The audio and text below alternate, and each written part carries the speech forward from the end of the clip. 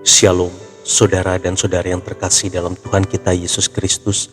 Marilah kita luangkan waktu beberapa menit untuk berkencan dengan Tuhan saat ini, agar dari hari ke hari kita semakin dekat dengan Tuhan, sehingga hidup kita semakin diberkati dan menjadi berkat.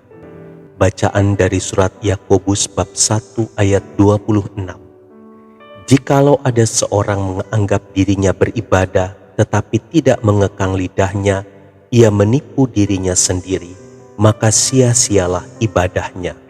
Demikianlah sabda Tuhan, syukur kepada Allah. Saudara dan saudari yang terkasih dalam Tuhan kita Yesus Kristus, suatu kali seorang wanita menyebarkan berita bahwa tetangganya telah berselingkuh. Tentu saja orang yang menjadi korbannya merasa sakit hati karena seluruh warga desa pada akhirnya mengetahui berita itu. Melihat akibat dari perbuatannya yang fatal tersebut, dengan hati menyesal, wanita itu datang kepada seorang pastor dan meminta nasihatnya. Pastor itu kemudian berkata, "Pergilah ke pasar dan belilah seekor ayam yang sudah disembelih. Kemudian dalam perjalanan pulang, cabuti bulu-bulunya dan buang satu persatu di sepanjang jalan. Setelah itu kembalilah kemari." Setelah melakukan nasihat itu, wanita tadi kembali kepada sang pastor. Lalu pastor itu berkata, "Sekarang pergilah, kumpulkan kembali semua bulu yang telah kau buang dan bawa kembali ke sini." Beberapa jam kemudian ia kembali hanya membawa beberapa helai bulu ayam saja.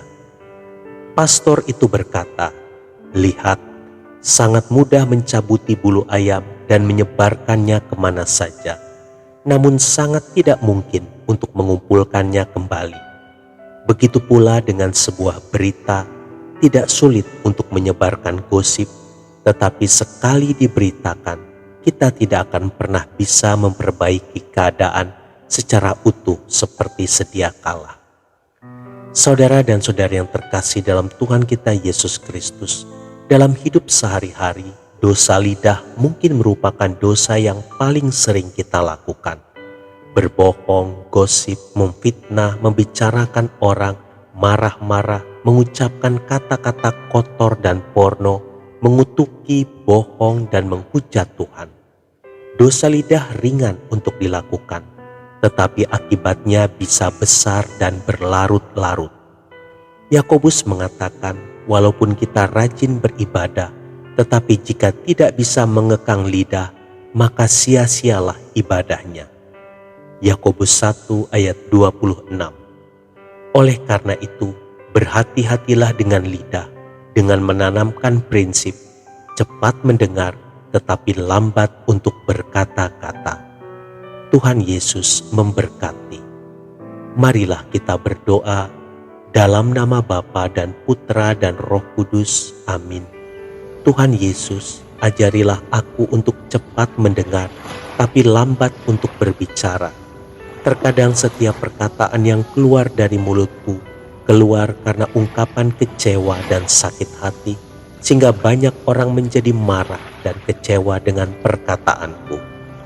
Kuduskan setiap perkataanku, sehingga dapat menjadi berkat bagi orang lain. Amin.